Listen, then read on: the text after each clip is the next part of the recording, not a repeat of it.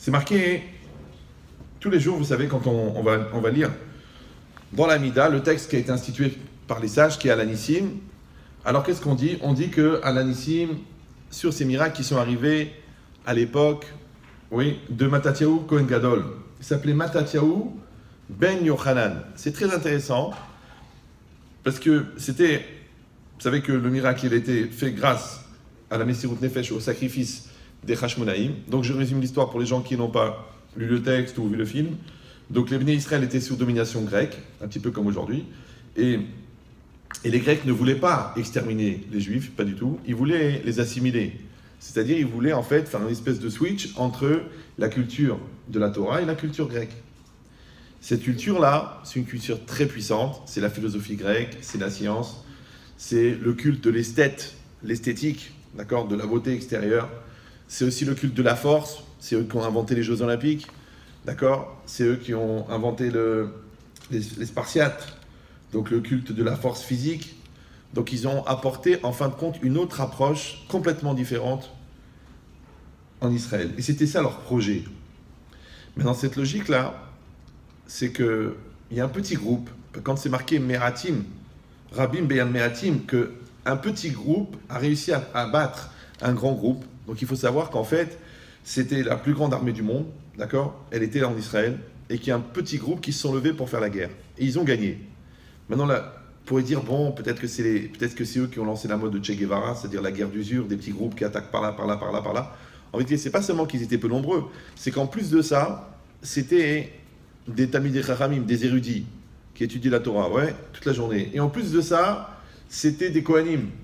Oui, c'est très bizarre de comprendre que quand on dit qu'ils étaient un très petit nombre, pourquoi ils étaient un petit nombre à se révolter? Parce qu'en vérité, la majorité du peuple juif était assimilée à ce moment-là. Parce que c'est tellement attrayant, c'est tellement facile. Ouais. C'est tellement facile de prendre un substitut plutôt que de prendre le vrai. C'est tellement facile de mentir plutôt que d'assumer. C'est tellement facile de dire que c'est la faute de l'autre plutôt que de se prendre en main. C'est tellement plus facile de manger un truc sur la liste que d'aller se casser la tête à chercher quelque chose qui est cachère. Ouais. Donc en fait, la tentation grecque, c'était la tentation de la facilité. C'est marqué là-bas qu'ils ont eu un miracle, qu'ils ont trouvé juste une seule fiole d'huile qui n'était pas impure. Et les commentaires, ils expliquent que cette fiole d'huile, en fait, c'est quoi? C'est que c'était que la Torah qui n'était pas rendue impure. Parce que Shemen, ça veut dire l'huile, mais Shemen, ça veut aussi la Chorma. Et que toutes les Chormot, toutes les sagesses avaient été rendues impures. C'est quoi une sagesse impure? Une sagesse impure, c'est une sagesse qui a été détournée dans l'intérêt personnel. La philosophie, c'est beau, ouais. La poésie, c'est extraordinaire. La science, c'est incroyable. Mais il faut qu'elle reste objective. Il faut qu'elle reste dans une recherche de vérité absolue. Mais si on détourne la philosophie pour en faire une doctrine, ou si on détourne la science pour en faire de la manipulation mentale, ouais, ou si on détourne la vision de la réalité pour en faire une utilisation de l'esprit de l'autre, alors à ce moment-là, ça s'appelle de l'huile impure. Donc quand c'est marqué qu'ils ont trouvé une fiole d'huile pure, ça veut dire qu'ils ont été chercher la Torah pure. Pas une Torah utilisée, pas une Torah manipulée, pas une Torah avec un uniforme, avec une ambiance, avec de la rigolade, avec du folklore, avec de la vodka. Une Torah pure. Une Torah qui est entièrement dans sa définition. Moi, à l'époque, il y a une quarantaine d'années, quel âge j'ai? Non, 40 ans, ouais, à peu près 40 ans. Un peu moins de 40 ans, quand j'ai commencé à réfléchir un petit peu sur la Torah, parce que j'étais un traditionnaliste, sérieux, on mangeait cachère, on prenait l'autobus pour aller à la synagogue. Des vrais traditionnalistes, ça veut dire, ouais. Mais j'ai voulu connaître la définition du juif, d'après la Torah.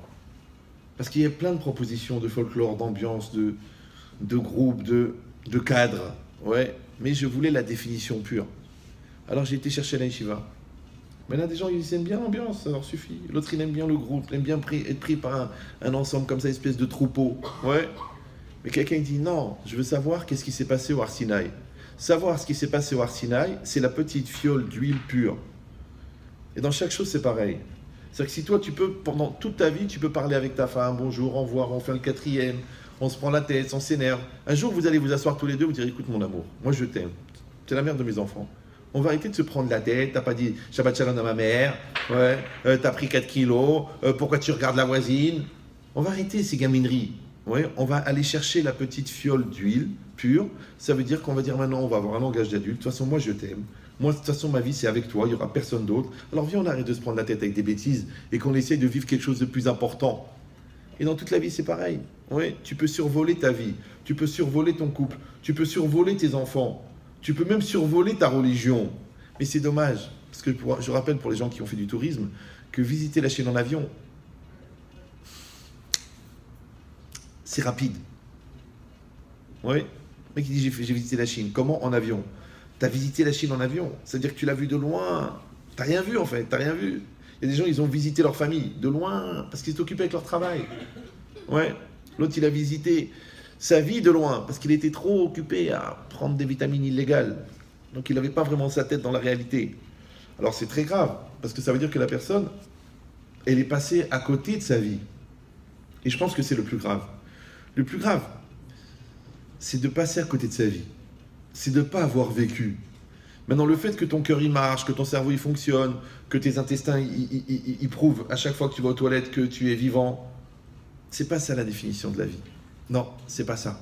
Être vivant, ça veut dire vivre intensément sa réalité à 100%. Maintenant, si toi tu vis pas ta réalité à 100%, alors oh, c'est déjà pas mal, c'est mieux que rien.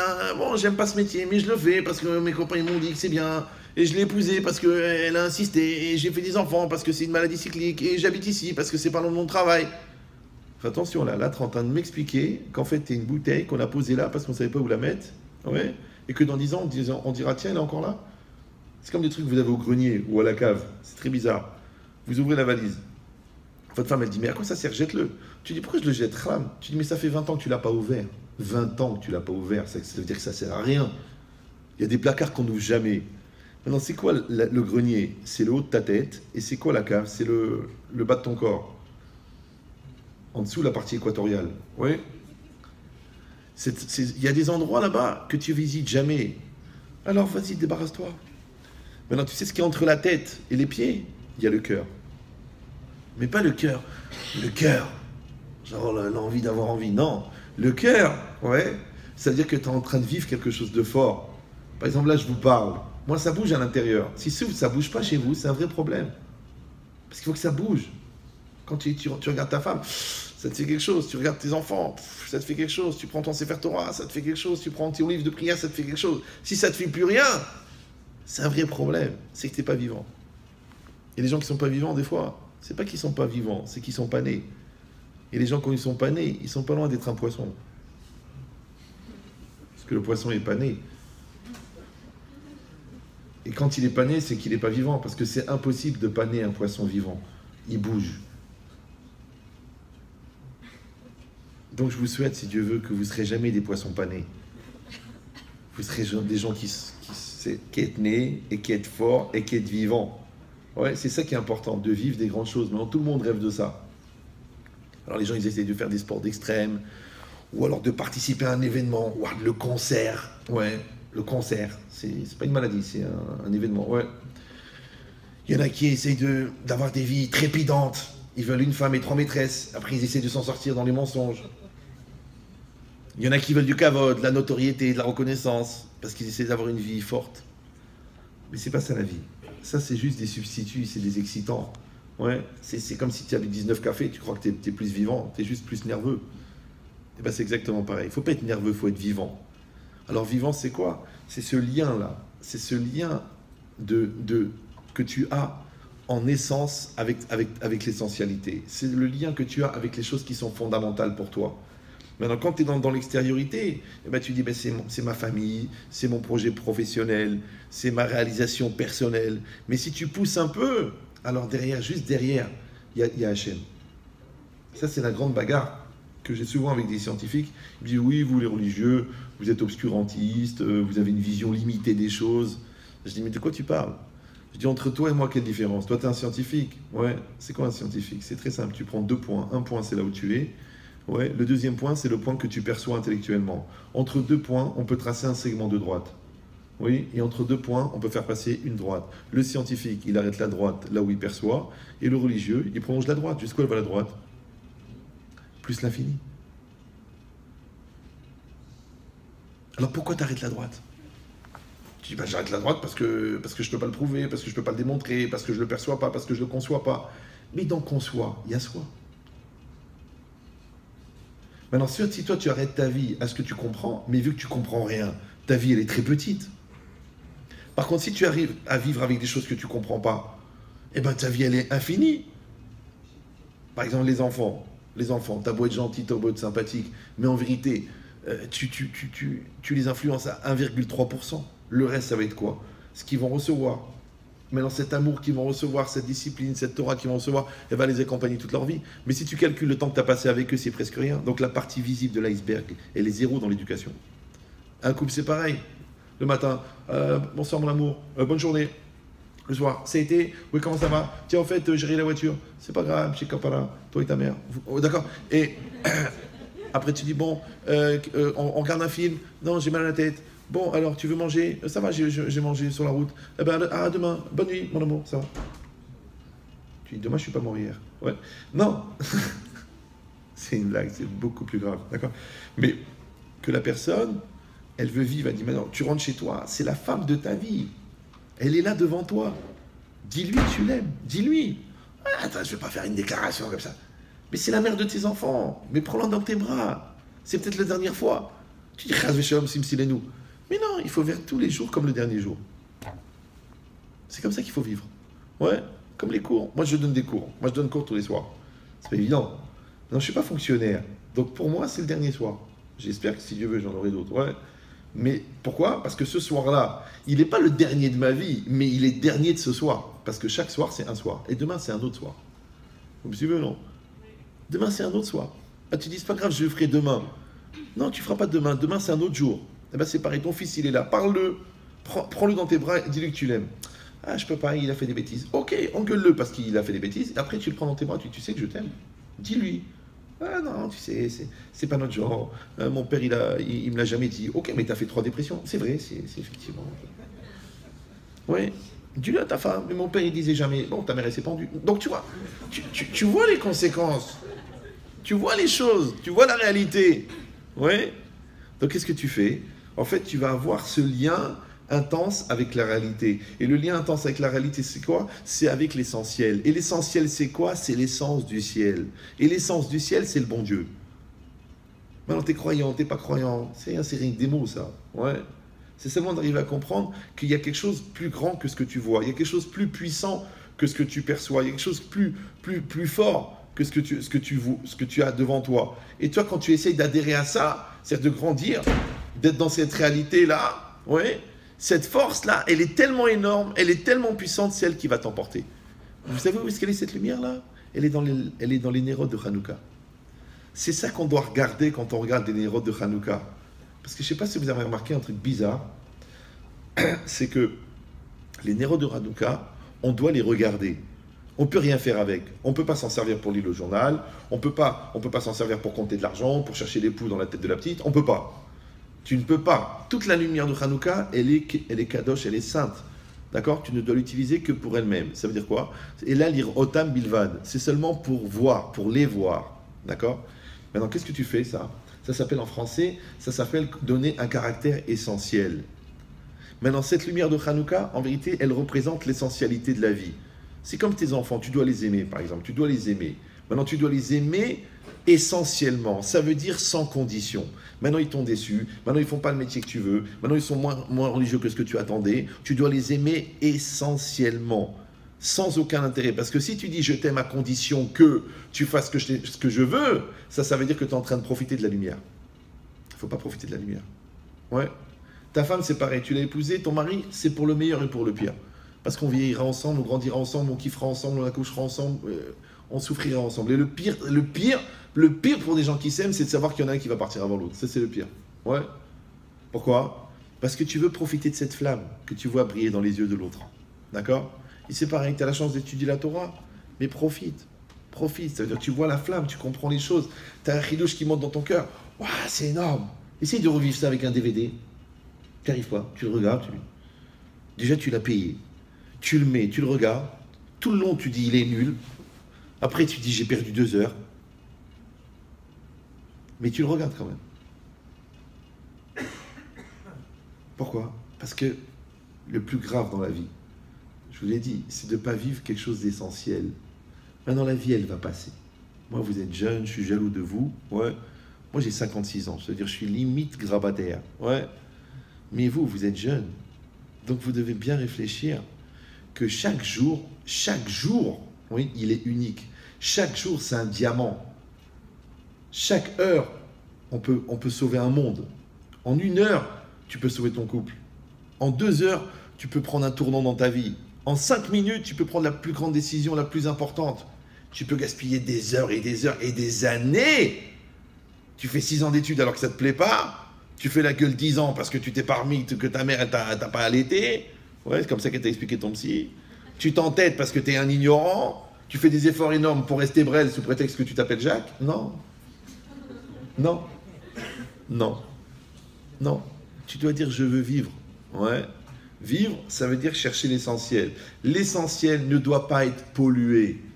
Il ne doit pas être intéressé. Il ne doit pas être calculé. Il ne doit pas être détourné.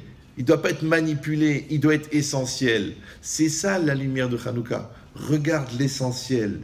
Ne le pollue pas. Ne l'interprète pas. Ne l'adapte pas. Oui, les gens, ils veulent absolument rendre la Torah psychologique, ou la Torah intellectuelle, ou la Torah qui est coach, ou la Torah émotionnelle, ou la Torah sanitaire, ou la Torah bio, ou la Torah pour la santé. Mais non, la Torah, c'est la Torah. Maintenant, il y a le bio, il y a la physique, il y a la chimie, il y a tout. La science, elle existe. Mais ça, c'est la Torah, et ça, c'est la Chokhmah. C'est pour ça que c'est marqué Chokhmah Bagoïm, Ta'amin. La sagesse, chez les Goïm, tu peux croire, tu peux apprendre. Torah Bagoïm al Ta'amin. Tu ne peux pas apprendre la Torah. Quelle différence entre la Torah et le Chokhmah? Ouais. Alors, je vous dis, c'est marqué d'Ivre Torah et Namekablim Touma. Les paroles de Torah ne reçoivent pas l'impureté. C'est un truc très bizarre. Quand tu parles, tu étudies d'Ivre Torah, tu étudies d'Ivre Torah, la Gemara dans Brachot, elle dit d'Ivre Torah et Namekablim Touma. Les paroles de Torah ne reçoivent pas l'impureté. Alors, je rappelle pour les gens qui n'ont pas eu l'occasion d'étudier 10 ans à la Yeshiva, c'est quoi l'impureté? L'impureté, c'est que quand un objet, une personne ou un animal meurt, il devient impur. Quand il devient impur, si vous êtes en contact avec, d'accord, alors vous recevez cette impureté. Cette impureté, vous pouvez la transmettre en touchant un objet. Maintenant, cet objet, pour qu'il puisse recevoir l'impureté, il faut qu'il soit un objet. Par exemple, si vous avez touché un mort et vous êtes impur, vous touchez une branche d'arbre, elle n'est pas impure. Mais si vous touchez une planche, elle devient impure. Donc, quelle différence entre une planche et une branche d'arbre? Puisque pour faire la planche, on a pris une branche d'arbre. C'est que quand on a taillé la branche, on lui a donné une utilisation humaine. On l'a adapté à l'utilisation humaine. Maintenant, ça s'appelle un kéli. Un kéli, c'est un ustensile. Maintenant, un objet ne peut recevoir l'impureté que quand il est adapté à l'utilisation humaine. Ça veut dire que la nature ne reçoit pas l'impureté. D'accord? Maintenant, on a dit que la Torah ne reçoit pas l'impureté, sauf à une condition, c'est que tu lui as laissé sa nature pure. Mais si tu as organisé la Torah pour qu'elle devienne un outil pour toi, pour tes besoins personnels, elle peut recevoir l'impureté. Comme tu veux, non? Mais c'est pareil. Toi, tu aimes ta femme. Mais si tu dis, je l'aime comme ça, elle me laisse tranquille. Je lui fais des cadeaux comme ça, elle me laisse partir en week-end avec mes copains. Je fais mes soirées au poker. D'accord, je regarde des films bizarres. Ça veut dire que tu as pollué le lien que tu as avec elle pour des besoins personnels. Donc, ce lien, il reçoit la Touma. Touma, en hébreu, ça veut dire impureté. Mais Touma, c'est la même lettre que Atum. Atum, c'est bouché. Après, tu t'étonnes que la relation, elle est bouchée. Après, tu dis, on ne se comprend plus, on n'est plus sur la même longueur d'onde, on n'a plus rien en commun. Mais tu l'as rendue impure, la relation. Laisse-la pure. Vous me suivez ou non? Jamais tu dis un gros mot, jamais tu lui parles mal, jamais tu la stresses. C'est ta femme, c'est la mère de tes enfants. Tu peux pas. Tu dis, mais c'est pas évident, vous la connaissez pas, elle a un caractère pourri. Mais au pire, son seul défaut, c'est qu'elle te ressemble. Qu'est-ce que tu veux maintenant? Puisque chaque poubelle a son couvercle. C'est connu dans la sagesse populaire. Ouais. Ou chaque marmite, je sais, je confonds toujours. Ouais. Qu'est-ce qu'on dit? Chaque marmite ou chaque... Non, parce que moi, je vois quand le gars il parle à sa femme, il dit, moi, pour moi, tu resteras toujours la poubelle. La quoi? La poubelle. C'est compliqué, c'est ambigu. Ouais. Et le mari, c'est pareil. Donc maintenant, qu'est-ce que tu as fait, toi? Tu as gardé le caractère essentiel de la relation avec ton mari et le caractère essentiel de la relation que tu as avec tes enfants et la relation essentielle que tu as avec l'argent. L'argent, ça reste un moyen. Si ça devient un but, ça y est, il est impur. Il va t'amener à faire des problèmes. Le travail, c'est pareil. Le travail, c'est un moyen de subsistance. Maintenant, toi, tu en as fait un idéal. Fais attention, parce que cet idéal, il va te créer ton burn-out. Parce qu'ils t'ont pompé, après ils t'ont jeté. Après tu dis, je comprends pas. Je me suis donné entièrement pour la boîte. Mais t'as pas compris que quand tu te donnes entièrement pour la boîte, tu finis dans une boîte. Tu dis, je suis là pour travailler, moi. 9h, 18h, c'est fini. Vous me donnez mes 8 000 €, je me casse. Tu mets l'avenir de la boîte, c'est quoi l'avenir de la boîte? C'est parce que toi, tu veux avoir une retraite en or, parce que toi, tu veux des stock options, alors moi, il faut que je m'esquinte la santé. Ah, mais t'es payé? Oui, je suis payé pour travailler, je suis pas payé pour mourir. Ouais, mais vous représentez la boîte, vous êtes l'image de la boîte, vous êtes le chiffre, regardez la courbe, regardez grâce à vous, 8,5, 9,5, 12,5, 19,5, 38,5, on a augmenté la cotation en bourse, oui, mais sur les 38,5, mon salaire, il n'a pas changé. C'est toi qui t'explose, Gabriel. Alors je vais mourir pour que toi tu t'éclates, crève. Tu dis, mais c'est ça l'ambition. Mais t'as pas compris que cette philosophie de l'ambition, elle a été créée par les patrons, elle n'a pas été créée par les employés. À quoi ça sert d'être sorti d'Égypte pour entrer dans l'esclavage du travail? Tu as juste changé de prison. Donc quand tu arrives au bureau, tu sonnes, il y a une musique. Tu écoutes la musique. La la la la la la la la. Ah, c'est une soirée Johnny ce soir, je suis obligé. Hein. En commémoration, c'est normal. C'est la semaine. Ah. Donc qu'est-ce qui est marqué ici? Bon, c'est un peu se mettre. C'est vrai, mais bon. Restez calme. Donc, qu'est-ce qui est marqué ici? Ici, c'est marqué que cette révolution, elle a été faite par Matatyahu ben Yohanan. Le rabbi, le périt Tzadik, il dit un chidouche. Il dit, c'est qui est Matatyahu? Il s'appelait Matatyahu ben Yohanan. Vous savez que chez nous, le nom, il est gorem. Le nom, il entraîne. Moi, j'ai jamais voulu choisir les noms de mes enfants, les prénoms de mes enfants. Parce que moi, je sais ce que ça entraîne. J'ai laissé ma femme choisir. Je préférais l'intuition de ma femme que la réflexion de son mari. Parce qu'il y a tellement de conséquences dans les noms, je préfère que le bon Dieu l'inspire que moi j'expire. Alors, donc, il s'appelait Matat Yahu. Maintenant, si vous écrivez Matat Yahu. Yahu, c'est Yud et Vav. C'est 3 lettres du nom de Dieu. Le nom de Dieu, c'est Yud Ke Vav Ke. D'accord? Ben Yohanan. Yohanan, c'est 2 lettres du nom de Dieu, Yud et Vav et Hanan. Maintenant, quand vous enlevez toutes les lettres qui font partie du nom de Dieu dans Matat Yahu ben Yohanan, ça fait Matat et Hanan.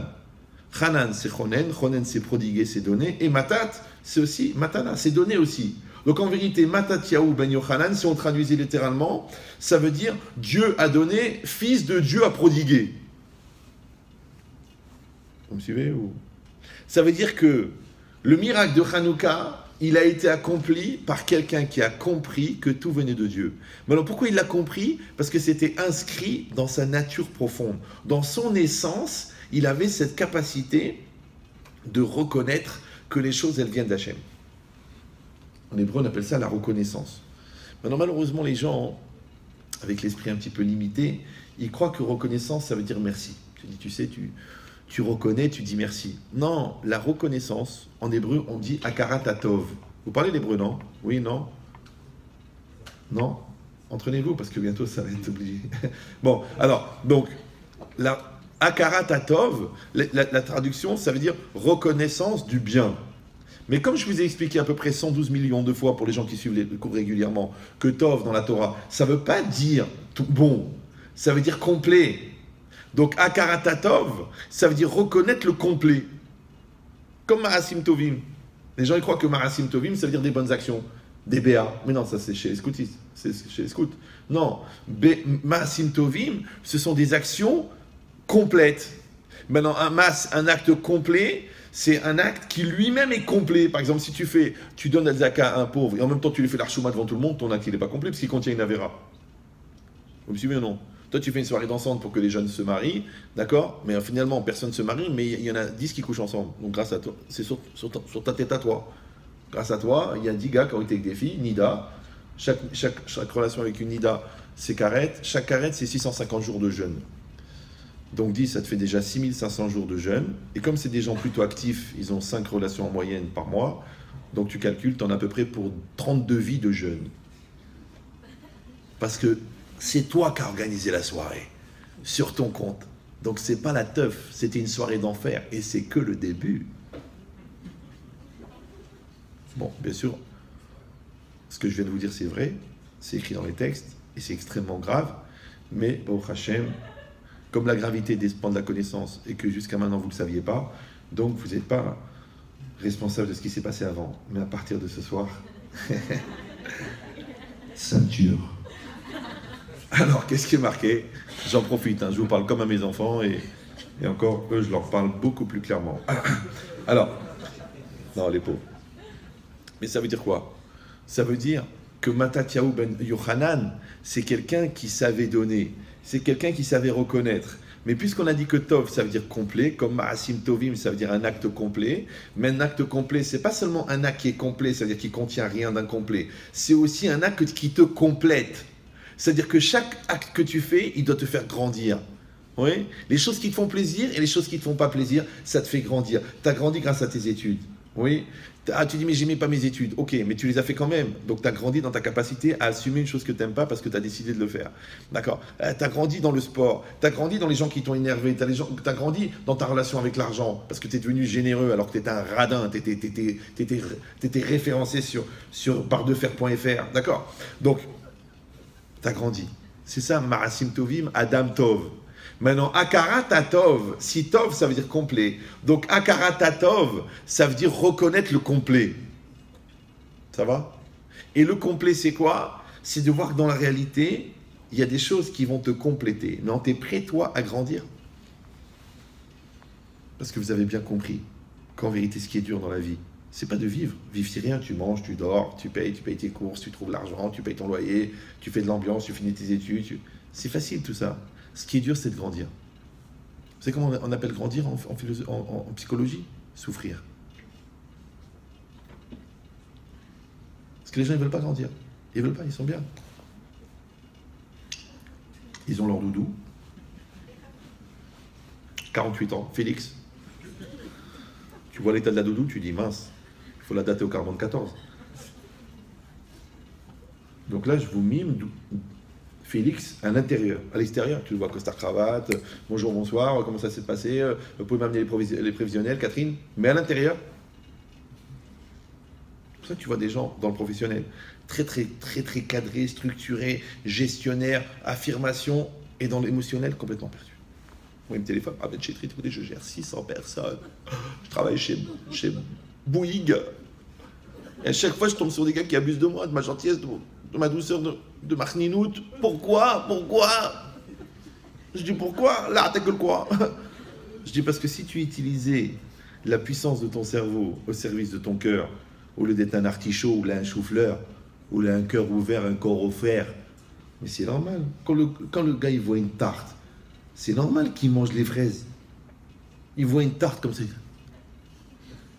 Une tarte aux fraises. Quand le gars il voit la tarte aux fraises, il mange les fraises. Après, toi, tu dis, non, mais il mange les fraises. Il mange les fraises. C'est pour ça qu'il y a une expression, ramène ta fraise. Tu ne peux pas la ramener celle-là. Il l'a mangée. Donc ça veut dire que la personne, elle doit être claire que je ne suis pas une tarte. Je suis une personne. Je suis une valeur. Je suis un diamant. Je suis une Bat Israël. Je suis un prince d'Israël. Je ne peux pas me salir à des bêtises. Mais pour réussir à se préserver, il faut que tu aies Akarat Tov. Ça veut dire que tu aies la reconnaissance du fait que tu es quelqu'un de complet, quelqu'un de valeur, quelqu'un de bien. Mais si toi-même tu penses que tu es nul, si toi-même tu dis de toute façon, je vaux rien, ça serait déjà pas mal, puis il y a pire, et puis c'est pas facile, et puis je suis grosse, et puis moi je suis maigre, et moi je comprends rien, puis moi je suis idiot, et puis moi je suis un loser, et moi j'ai pas de diplôme, et je... T'es nul parce que tu penses que t'es nul. T'es bon parce que tu penses que t'es bon. T'es belle parce que tu penses que t'es belle. T'es moche parce que tu penses que t'es moche. C'est dans la tête. Je vous dis, ne croyez pas que je vous fais une vente. Moi, je vois les gens, les filles, tu leur prends une photo, Ouais, elle a fait, fais voir. Ah, efface là, efface là, efface là. Mais mon amour, c'est pas sur la photo que t'es moche. C'est pas grave. D'accord. Mais faut être réaliste. D'accord. Donc c'est le contraire. Tu te sens belle, t'es belle. Ah, tu dis, bon, t'as une certaine surcharge pondérale. Et alors? Mais tu te sens bien dans ta peau, c'est magnifique. Ou alors non. Toi, tu es anorexique, l'épaisseur du cintre. Ouais. Mais tu dis, mince, mince, mince, mince, toute ta vie, mince. Alors tu es mince. Tu es même une mince. Non, tu dis non. Tu dis, je m'aime. Tout va très bien. Ouais. Je suis une Hanoukia, je remplis, je mets de l'huile, je prends la mèche et j'allume. Attention, bien sûr, dans la façon d'allumer, il faut rester raisonnable, sinon tu deviens une allumeuse. Ouais.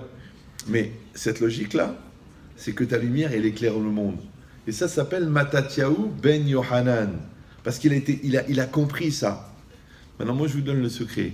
Si vous êtes capable, de là où vous regardez, de voir le Tov, de prélever le Tov et d'utiliser le Tov, vous nourrissez tout le temps, tout le temps. Alors, vous avez toujours la pêche. Je sais ce que vous allez me dire. Ouais, mais il n'y a pas toujours que du bien. Mais je viens de te dire que Tov, ça veut dire complet. Ça veut dire que le bien, il est la fusion du bien et du mal de la réalité. Parce que dans la réalité, il y a du bien et du mal. Ouais. Dans la réalité, il y a des efforts et il y a des résultats. Dans la réalité, il y a des problèmes et des solutions. Maintenant, le Tov, c'est pas la solution. Le Tov, le bien, c'est la solution et le problème. Puisque Tov, ça veut dire complet. Vous me suivez ou non? Ça veut dire que le bien, c'est la question et la réponse. Le bien, tu vois, les 5 ans que tu as crevé pour avoir une bonne communication avec ton mari, ouais, c'est ça qui fait que maintenant tu as une bonne communication avec ton mari. Tu dis, ouais, mais ça a été dur. Mais non, ça n'a pas été dur, parce que c'est ça qui t'a amené là. Alors peut-être quand vous montez sur une échelle, ouais, ne dénigrez pas les premiers barreaux, parce que c'est ceux-là qui t'ont emmené en haut. Donc les barreaux qui t'ont emmené là, ouais, les 2 barres sur le côté, c'est la direction à suivre. Mais les barres de l'autre côté, c'est les étapes à passer. Tu es obligé de passer par ces étapes. Alors accepte-les. Ouais, accepte-les. Moi, je connais des gens, ils sont presque aveugles. D'accord? Mais ils ont développé une sensibilité. Le mec, il travaille, il fait des trucs. Il a un rouge dans son métier à lui, ouais, qui est incroyable. Il a une perception qui est incroyable. Pourquoi? Parce qu'il est aveugle. Maintenant avant, qu'est-ce qu'il disait? Il disait, j'ai vécu malgré mon handicap. Et maintenant, il fait le contraire. Il dit, j'ai grandi grâce à mon handicap. Vous me suivez ou non? L'autre, il a vécu dans un milieu défavorisé. Eh bien, il s'est battu, il a lu, il a travaillé, il a fait des maths en plus. Et maintenant, le mec, il est directeur. Parce qu'il s'est battu. Son handicap, en fin de compte, c'était une solution. Donc toi, tu croyais que c'était de l'obscurité. En vérité, c'est de la lumière. Et tu sais quoi? Je vais dire mieux. L'obscurité, elle produit la lumière. Et la lumière, elle vient de l'obscurité. Mina Rocher Yotseor. Parce que s'il n'y avait pas d'obscurité, comment tu saurais qu'il y a la lumière, toi? Et s'il n'y avait pas la maladie, comment tu saurais qu'il y a la santé? Et s'il n'y avait pas les petits soucis, comment tu t'apprécierais ton bonheur? Donc je vous donne le secret. Ouais, l'obscurité, c'est la matérialité. D'accord? Et la lumière, c'est la Torah. Maintenant, c'est très intéressant que la galoute Yavan, l'exil de grec, dans la Torah, il est en allusion dans le mot Rocher. Comme c'est marqué Rocher al Peneteum. Ouais, le Midrash, il dit Rocher, c'est quoi? C'est Yavan. Alors c'est très intéressant parce que les Grecs, Yavan c'est grec, d'accord? Les Grecs, ils ont amené la lumière. Les Grecs, ils ont amené la philosophie. Les Grecs, ils ont amené la compréhension. D'ailleurs, comment on appelle des gens qui sont philosophes? On appelle des esprits éclairés. Ouais. Comment on a appelé la période où la pensée grecque elle est revenue à la mode au XVIIIe siècle? On a appelé le siècle des Lumières. Ouais. Alors comment ça se fait que la Torah l'appelle Rocher? Alors je dis pourquoi? Parce qu'il y a une différence entre quelqu'un qui reflète la lumière et quelqu'un qui génère la lumière. Maintenant, la matière, elle reflète la lumière. La matière reflète la lumière. Mais la plus belle parfumerie du monde, la plus belle aux Champs-Élysées, la plus belle quand tu éteins la lumière, elle est aussi belle qu'un entrepôt de chaussures, puisque tu ne vois plus rien. Tu vas dans la boîte de nuit la plus belle de Ibiza, là où il y a le Rav Yitzhak Goueta, ouais. C'est là-bas que tout se passe, c'est là-bas la teuf, c'est là-bas la fête. Tu vas là-bas, d'accord, les éclairages, l'ambiance, la musique, les petits cachets bleus, les plus belles femmes d'Ibiza, elles sont là, la piste de danse, là. C'est incroyable. Mais moi, je te mets au défi, retourne le lendemain, 4h de l'après-midi, c'est tout éteint, t'allumes la lumière, tu vois, des canapés pourris, tu vois une piste dégueulasse, ça sent le pipi dans les toilettes, il y a des chewing-gums collés dans les coins, il y a des joints partout. Tu dis, c'est ici qu'on a fait la teuf. En fait, c'est pourri. C'est pourri, mais c'est rendu magnifique par le marketing. Comme une star. Pourquoi la star, c'est une star? C'est une star, pourquoi? Parce qu'elle est rendue extraordinaire par le marketing. Parce qu'il y a de la pub, parce qu'on passe ses chansons, parce qu'on a fait des chansons qui font que truc, parce qu'elles te ressemblent, parce que tu t'identifies, parce que tu as payé 200 € pour assister au concert, et que tu fais partie, parce que tu lui as touché la main, parce qu'elle t'a donné une photo dédicacée. On t'a fabriqué un attachement, mais elle-même, elle n'a rien de spécial. Moi, je vous ai dit déjà plusieurs fois, j'étais une fois à Los Angeles, dans un supermarché, pour acheter des fruits. Et il y a un gars qui me dit, Rav, il y a Madonna à côté. Je me suis retourné, il y avait Madonna. Pas ta Donna ou sa Donna, Madonna, ouais. Mais dans la vérité, il n'y avait rien de spécial. Un jean déchiré, un t-shirt khalada, un temps comme ça, pâle avec des cernes comme ça, des grosses lunettes pour cacher la mocheté, et des cheveux tenus avec une casquette tout usée. Mais c'est Madonna, la star. Mais quelle star? La star. Mais Baba Salé, ouais, un tzaddik, tu le rencontres dans un supermarché ou tu le rencontres dans une yeshiva, il est toujours le tzaddik. Pourquoi? Parce qu'il n'est pas éclairé par les feux. C'est le feu qui sort de lui. La lumière, elle vient de lui. Vous me suivez ou non? Donc c'est pas de la matière qui est rendue lumineuse par le projecteur. C'est lui-même le projecteur, c'est lui qui génère la lumière. Maintenant, chacun, il doit décider. Est-ce qu'il va être là que pour refléter la lumière? En psychologie, ça s'appelle vivre en fonction du regard de l'autre.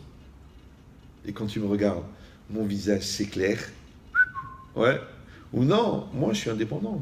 Moi de toute façon je suis lumineux parce que je suis heureux. Je suis lumineux parce que j'ai confiance en moi. Je suis lumineux parce que je suis autonome. Je suis lumineux parce que je suis bien dans ma religion. Je suis lumineux parce que je suis bien avec Hachem. Moi je suis lumineux. J'ai ma propre lumière. Maintenant tu veux me rajouter de la lumière? Vas-y, rajoute. Dis-moi merci. Dis-moi kol hakavod. Dis-moi c'est bien ce que tu fais. C'est bien. Merci beaucoup. Kol hakavod. Mais moi j'ai pas besoin de ça. Parce que si toi tu fais dépendre ta lumière du regard de l'autre, tu sais ce qu'il fait l'autre? Il devient le trafiquant de ta lumière. Il devient le dealer de ton existence. Il devient le manipulateur de ta réalisation personnelle. Et là, tu deviens addict. C'est fini. Donc, ils ont compris ça, les Hashmonaïm. Ils ont compris qu'en fait, on leur proposait du vide à la place du plein. On leur proposait des substituts de crevettes. Ils ont dit, mais on ne veut pas crever. On veut vivre. Ouais. Et ça, c'est quoi en fait? C'est le Nisayon. Parce qu'un Nisayon, c'est quoi? C'est une épreuve. Ouais. Mais un Nisayon, en fin de compte, c'est un décapsuleur de potentiel. Parce que comment tu es devenu bon en maths? Grâce aux examens de maths. Et comment tu as travaillé ta colère? Grâce aux gens qui t'ont poussé à bout dans la colère. Et comment tu es devenu patient? Parce que tu as travaillé tes nerfs. Et comment tu es devenu généreux? Parce que tu as dépassé ta radinerie. Donc c'est l'épreuve qui t'a fait grandir. Donc le Nisayon, en fait, il est dans la matérialité, mais c'est un décapsuleur de spiritualité. Vous suivez toujours? Maintenant, c'est très intéressant, parce qu'on a dit que l'épreuve des Grecs, c'était l'obscurité. Et qu'est-ce qu'on a donné comme solution pour lutter contre les Grecs? Un miracle avec la lumière. Ouais, c'est intéressant. Les Grecs, obscurité, et le miracle dans la lumière. Hachem, il aurait pu faire un miracle avec de l'eau. Il aurait pu faire un miracle avec une nuée en forme de menorah. Non, non, non. Il a fait le miracle avec de la lumière. Voilà, c'est très intéressant parce que quand vous prenez le mot Nisayon, Nisayon en hébreu, ça veut dire épreuve. Vous écrivez, ça s'écrit Nun, Samer, Yud, Vav, Nun. Les deux premières lettres, c'est Nes, et les trois dernières lettres, c'est Yavan. Parce que Yud, Vav, Nun, vous pouvez dire les Yavan. Ça va? Oui, non? Ça veut dire que Nisayon, ça veut dire Nes Yavan.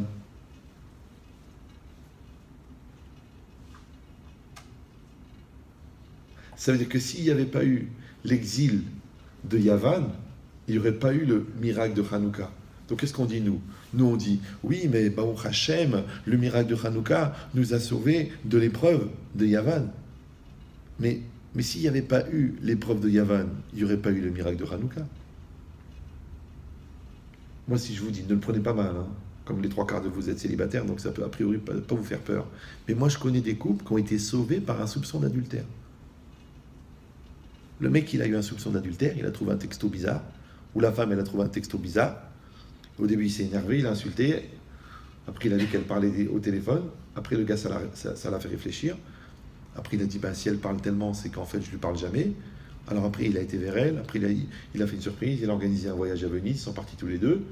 Et puis, elle a ouvert son cœur. Elle a dit, je m'excuse, j'ai honte de te le dire, mais j'ai parlé des heures avec ton meilleur ami. Parce que tu me parlais jamais. Parce que j'allais vers toi, tu me fuyais. Parce que tu étais toujours avec tes copains. Entre ton poker et ton football. J'étais jamais là pour toi. J'étais transparente. Et lui, il m'écoutait. Il marchait mot. On ne peut pas dire son nom parce que c'est assourd. Mais on peut dire son prénom. Il s'appelle Mzroub. Il y a Mzroub et Mzrouba. C'est un couple qui se promène dans le monde pour faire le balagan. Donc réfléchis bien. Si tu n'avais pas trouvé ce texto, si tu t'étais pas vexé, si tu n'avais pas pris conscience, tu ne serais pas rapproché. Je sais ce que vous allez dire. Eh bien, j'aurais préféré ne pas avoir besoin de cette ramma, de cette angoisse de ce texto. C'est pareil, toi. Tu fais les lessives de ton fils, tu mets la main dans la poche et tu trouves une barrette. Mais pas une barrette. Une barrette. Tu dis, c'est quoi, ça pue, c'est quoi ce truc-là? Qu'est-ce que c'est? Kevin, qu'est-ce que c'est? Maman, donne-moi ça. Faut que je le rende à un copain. C'est du carambar. Du carambar. Ça te dérange pas si je le jette alors? Un carambar, je peux le jeter. C'est ça le problème. C'est quand les enfants commencent à hésiter, c'est qu'il y a un mensonge. Donc tu lui poses clairement la question. Tu fumes du shit, oui ou non? Et lui, il bégaye. Beu. Il n'y a pas de beu. Oui ou non? Avant on appelait l'âge bête, maintenant on appelle l'âge beu. Tu es dans l'âge beu, toi. Là, en ce moment, tu es vraiment dans l'âge beu. Tête en l'air, tu comprends rien, c'est toujours de la faute des autres, t'es nerveux, laissez-moi vivre, vous m'étouffez, je me maquille comme je veux. Mais comment ça, tu veux t'épiler? Mais t'as 9 ans, mais t'es folle ou quoi? En plus, je t'ai pas dit d'où est-ce que s'épiler, d'accord? Donc, ça veut dire quoi? Ça veut dire... Je sais même pas de quoi je parlais, là. Vous m'avez entraîné dans un... Oh là là! En plus, il me reste même pas 10 minutes. Donc, vous avez compris que Nisayon, c'est Nesyavan. C'est-à-dire que s'il n'y avait pas l'obscurité, il n'y aurait pas la lumière. Ouais. S'il n'y avait pas eu cette peur, eh ben, tu n'aurais pas fait cette thérapie. Et la thérapie que tu as fait pour lutter contre ta peur, elle t'a rendu 100 fois plus fort. Et tu vois, tu t'es cassé la jambe, tu as été obligé de faire la rééducation. Et bien la rééducation, elle t'a fait découvrir l'athlétisme. Et maintenant, tu es champion de France d'athlétisme. Ouais. Et toi, c'est pareil. Toi, tu as redoublé 2 fois. Oh, tu dis, c'est un écueil. Non, parce que comme tu t'es battu contre l'Archouma et contre la différence d'âge, maintenant, quand tu es arrivé chez IBM, tu as dit, je la veux, cette place. Il m'a dit, monsieur, tu t'es battu, tu t'es défoncé, tu l'as eu. Alors qu'un autre, qui a toujours grandi sur des lauriers, qui était sur le toboggan de la réussite et qui n'a jamais connu l'échec, et ben dès qu'il reçoit la 8e lettre de refus, et ben il dit, c'est pas grave, je vais faire une dépression. Tu dis non, je la fais pas. Je vais lui mettre un coup de boule. Je monte par la fenêtre. Je rentre dans le truc, je veux le poste. Tu dis, vous êtes combatif. D'accord? Donc qu'est-ce que tu vois? Tu vois que l'épreuve, elle t'a fait grandir. Ouais. Donc on a un vrai problème. D'un côté, on dit Lo al yedei nisayon, velo al yedei bisayon. On prie tous les matins que Dieu ne nous envoie pas des épreuves. Et d'un autre côté, on sait qu'on ne peut pas grandir sans épreuves. Alors comment on va faire? On se dit c'est très simple. Les épreuves que tu pries pour pas avoir, c'est les épreuves que toi tu génères. C'est-à-dire, si toi tu es fou, ouais, si toi tu es fou, tu te mets dans la situation, tu dragues la Goya, tu lui proposes de coucher, elle dit oui. Là, t'es embêté, là. Ouais. Toi, tu rentres dans le restaurant, tu commandes, après tu regardes l'ashgacha. Pourtant, c'est marqué partout, spécialité porcine. Toi, tu loues le magasin dans le centre commercial, après tu appelles le Rav, tu dis comment on fait pour Shabbat. Mais c'est marqué dans le contrat ouvert que samedi est fête. Que samedi est fête. C'est un magasin, il ouvre que le samedi. Après, comment tu vas faire? Donc, vous avez compris que l'erreur, c'est quand toi tu génères l'épreuve, quand toi tu crées l'épreuve. Ça, c'est Lo al yedei nisayon. D'accord? Mais que Hachem il t'envoie des épreuves. Mais c'est la seule manière de grandir. Maintenant, la différence, c'est que les Hashmonaïm, ils ont compris à quoi elle servait l'épreuve. Ils ont compris que l'épreuve, c'est une proposition. Ouais. Mais il y en a qui ne comprennent pas ce que c'est l'épreuve. Ils croient que l'épreuve, c'est une proposition. C'est-à-dire, si tu n'es pas capable, si tu ne connais pas ton Yetzer Hara, si tu ne connais pas ta valeur, si tu ne connais pas ton potentiel, tu crois qu'il y a des opportunités. Mais des fois, ce n'est pas des opportunités, c'est des PAC. C'est ce que c'est un PAC en psychologie? Un piège à... Mais pourquoi t'as pas vu le piège? Moi, les gens ils me disent, Rabben Chetri, mais j'étais aveugle, mais tout ce que j'ai fait des recommandations aux gens, j'ai plongé le premier, j'ai senti l'embrouille, je l'ai fait quand même. Le mec qui m'a proposé un business complètement tordu, j'ai cru que c'était truc parce qu'il avait une barbe comme ça. Et l'autre, elle m'a dit tout bien, tout honneur. Elle m'a dit, vous pouvez me faire un massage, mais je savais pas qu'ils étaient en train de filmer. Et l'autre, et puis on était seuls, on était à Hong Kong. Ils m'ont dit, viens, on va dans une boîte, on boit un verre.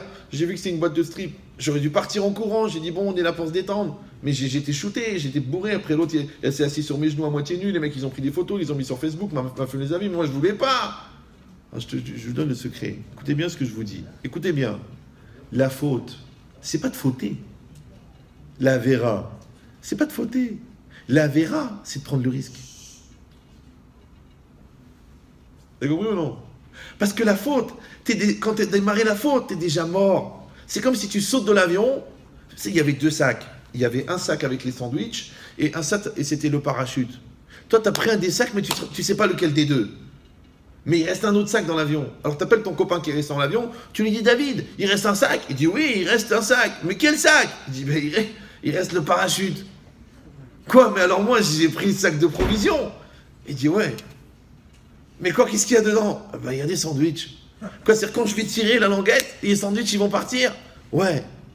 Oh, tu dis en plus j'ai oublié le ketchup. Il dit t'en fais pas, le ketchup il va arriver.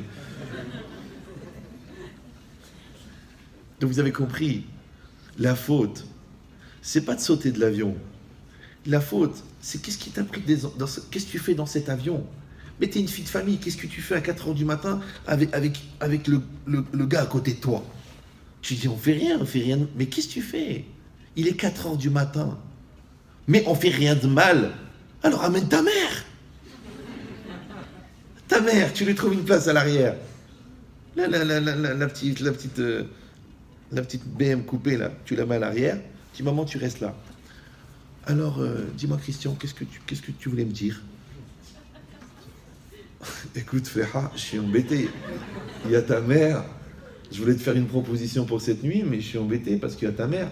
Non, vas-y, parle avec ton cœur, dis-moi ce que tu veux. Tu sais, ma mère, elle a égorgé des gens à Oran quand elle était en danger. Donc tu peux lui dire ce que tu ressens vraiment.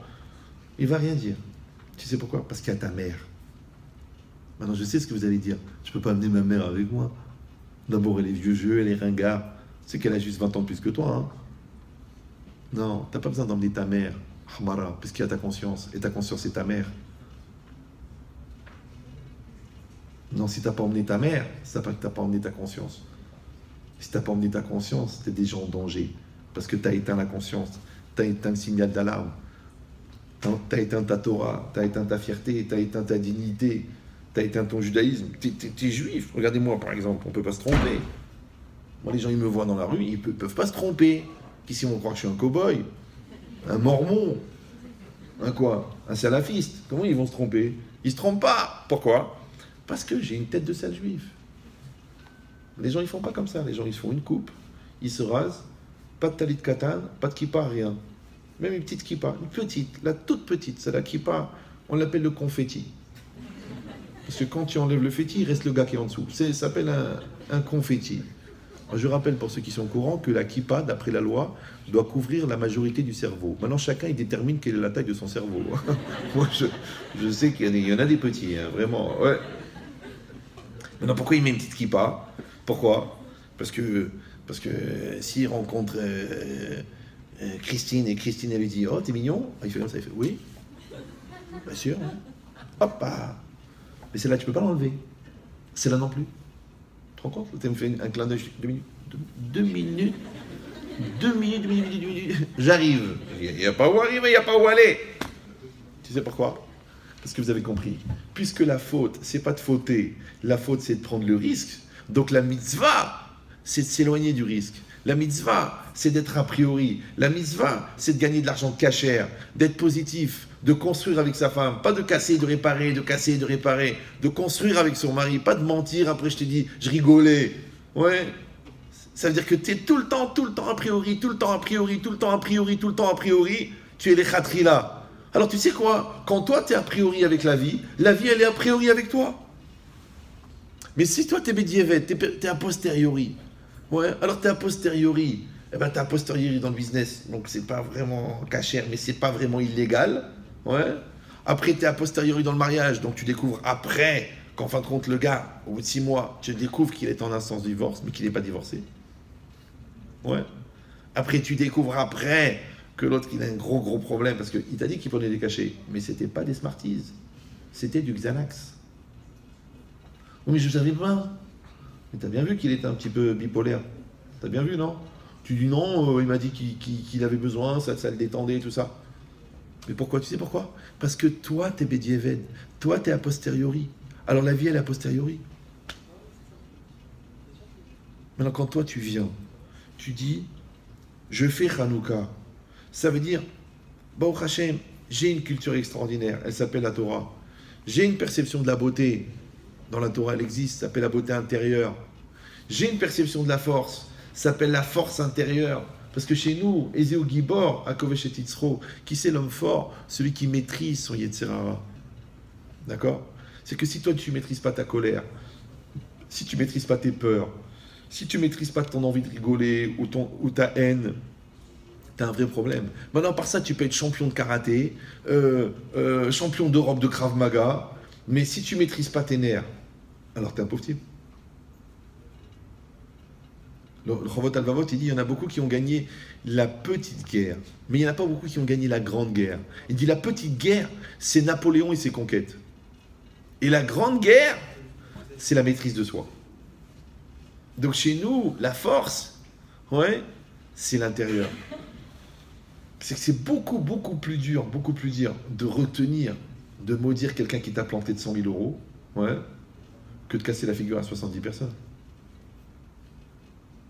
Parce que là, tu dis, mais il m'a planté de 100 000 euros.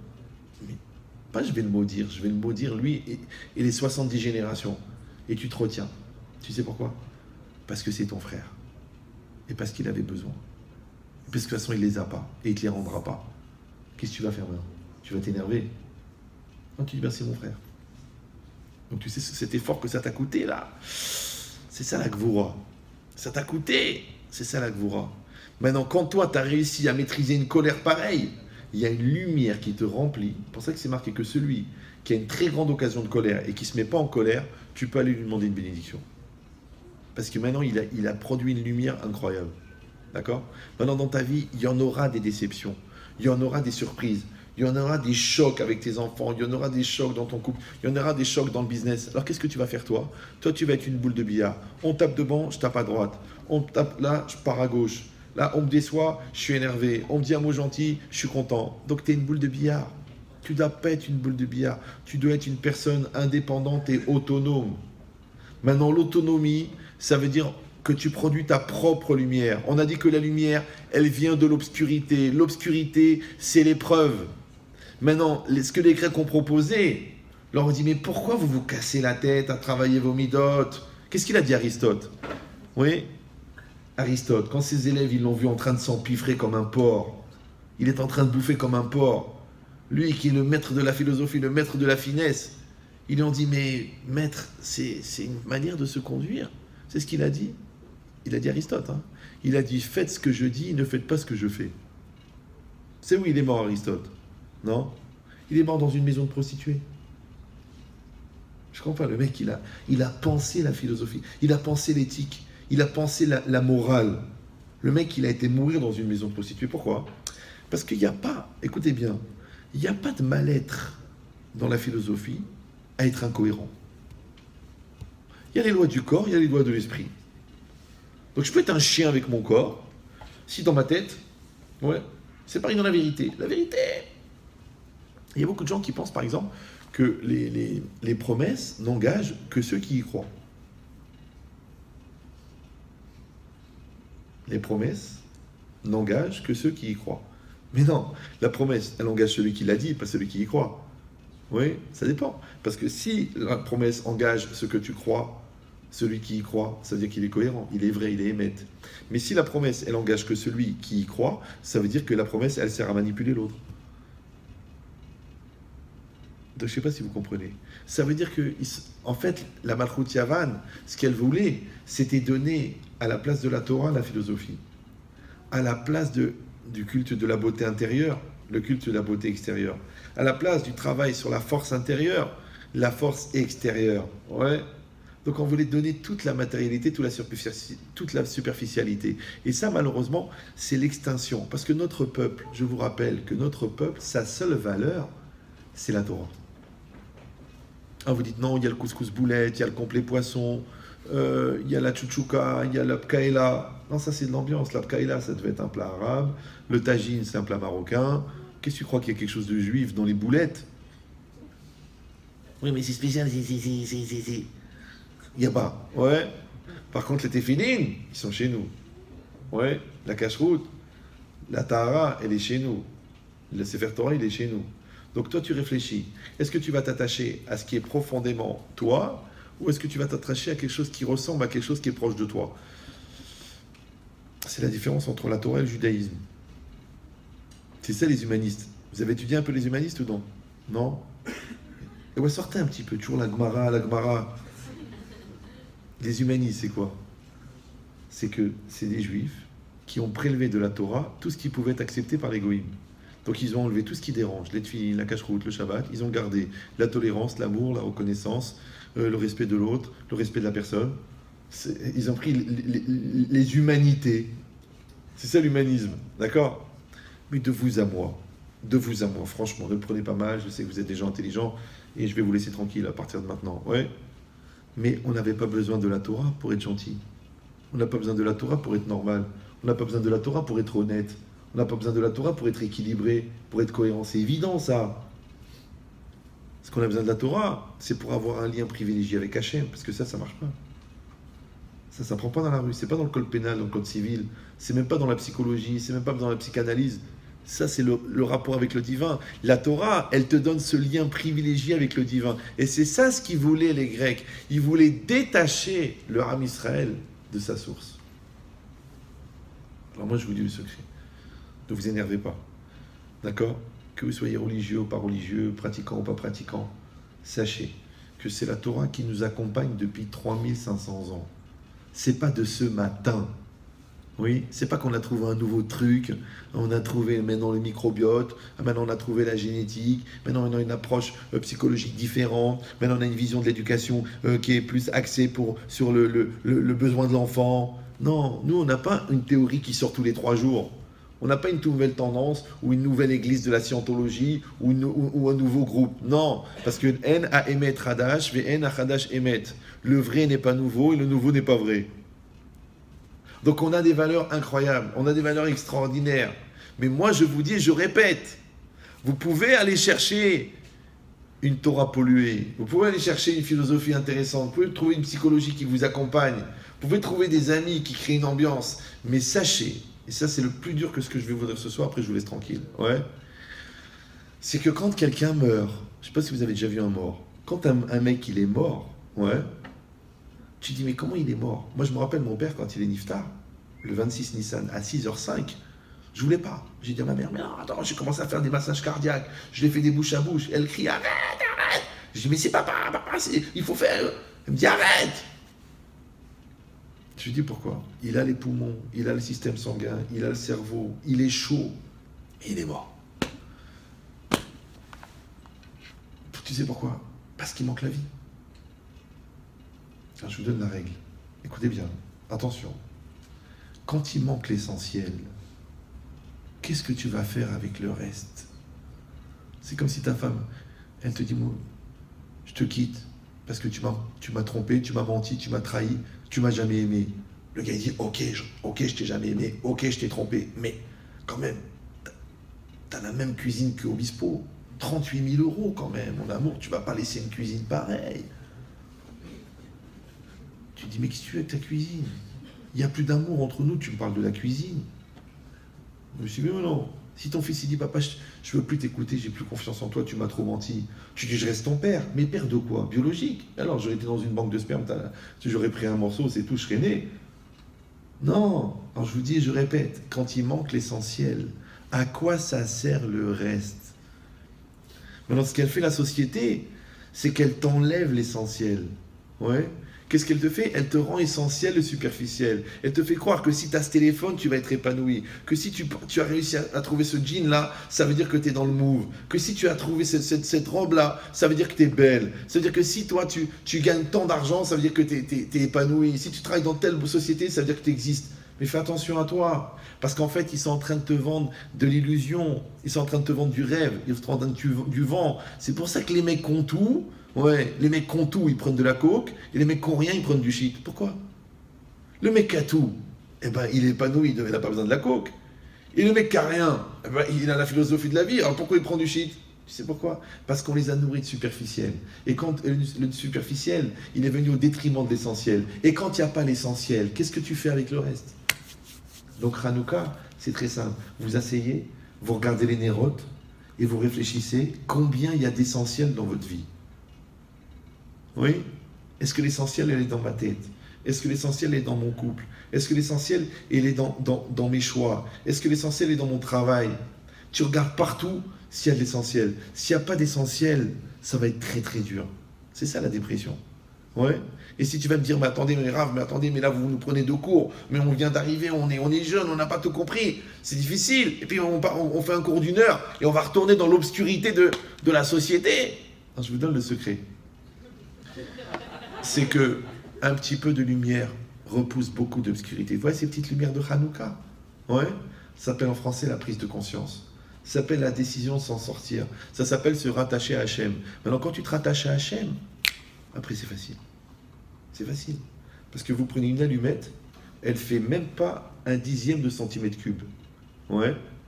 Et la caverne, elle fait 20 mètres cubes d'obscurité. Tu frottes l'allumette, t'éclaires toute la caverne. Ben attention, ça dure pas longtemps. Alors ramène une boîte d'allumettes avec toi. Ouais. Chaque allumette, c'est une mitzvah que tu fais. Ouais. Et chaque Torah que tu étudies, elle éclaire tes mitzvot. Et chaque mitzvah que tu accomplis, elle éclaire ta Torah. Donc quand tu es pris dans Ner mitzvah ve Torah or, après la vie, elle est facile. Hazak ou Baruch.